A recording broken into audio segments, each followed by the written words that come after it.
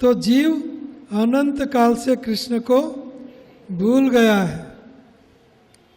कृष्णा फूली से ही जीव, अनादि बहिर्मुख, अनादि काल से जीव कृष्ण को भूल गया है।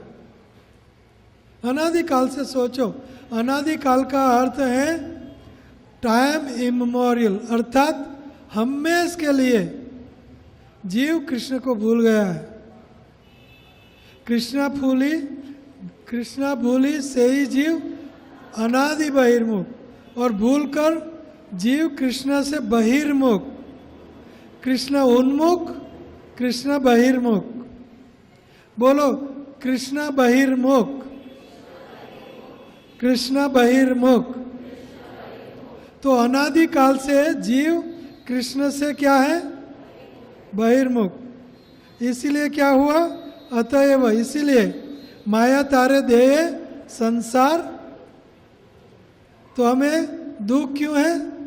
हर प्राणी संसार में दुखी है कि नहीं? क्यों दुखी है? क्यों दुखी है? क्योंकि अनादि काल से जीव कृष्ण को, जैसे कृष्ण को उन्मुख हो गया, आनंद अम्बुधि वर्धनम, आनंद ही आनंद, आनंद ही आनंद है ना भैया? देखो आनंद, जैसे ही कृष्ण उन्मुख, शास्त्र साधु कृपाए, ये श्लोक भी आगे आएगा, शास्त्र साधु कृपाए यदि कृष्ण उन्मुख होय से ही जीव निस्तरे माया तहार छुड़ाए। वो जीव आनंदित हो जाता है, माया उनको छाड़ देती है। किसको? जो जीव कृष्ण उन्मुख हुआ। तो यहाँ क्या कहते हैं चैतन्य महाप्रभु? कृष्णा भूलि से ही जीव अनादि बहिर्मुख, अतएव माया तारे दे संसार दुख। अतः माया उसे इस भौतिक संसार में सभी प्रकार के दुख देती है। तो ये कैसे दुख देती है माया? कबू स्वर्ग उठाया, कबू नरके डुबाए, दंड जने राजाए न नंदिते चुबाए। भौतिक अवस्था में जीव कभी उच्चतर गृह मंडलों में तथा भौतिक समृद्धि तक ऊपर उठा दिया जाता है, तो कभी नरक में डुबो दिया जाता है।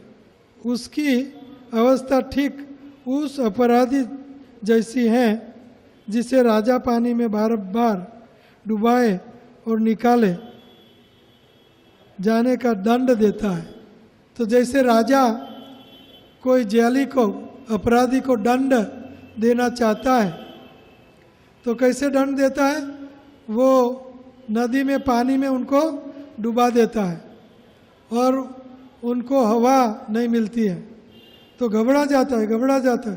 तो उनको थोड़े क्षण के लिए ऐसी हवा ली न ली, इतनी बार उनको बाहर निकाला जाता है और तुरंत उनको पानी में, तुरंत क्या करता है राजा? पानी में डुबा देता है। बाद में जब घबरा जाता है, थोड़ी क्षणों के लिए बाहर निकालता है, हवा ली थोड़ी, न ली, फिर से नीचे, घबरा जाता है, फिर से निकाला, फिर से बाहर अंदर, बाहर अंदर, ज़्यादा अंदर, कम बाहर, ज़्यादा नरक, थोड़ा सा स्वर्ग, ज़्यादा नरक, थोड़ा सा स्वर्ग।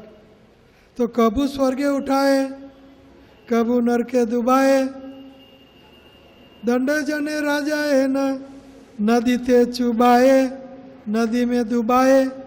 तो ये माया हमें कैसे दंड देती है, इसका ये उदाहरण है।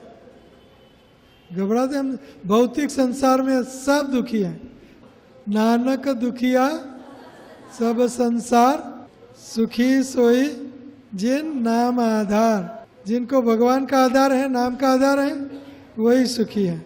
बाकी का डुबाए नदी में, नरक में, और थोड़ी बार के लिए स्वर्ग में, बाहर हवा, और फिर से नरक, डुबाए राजा। तो ये हमारा हाल है।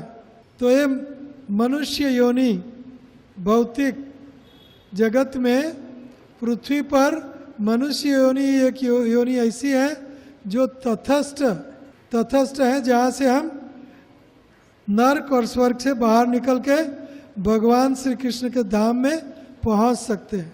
मनुष्य योनि से, न देवताओं की योनि से काम होगा, न नरक की योनि से काम होगा। मनुष्य योनि से ही ये काम हो सकता है।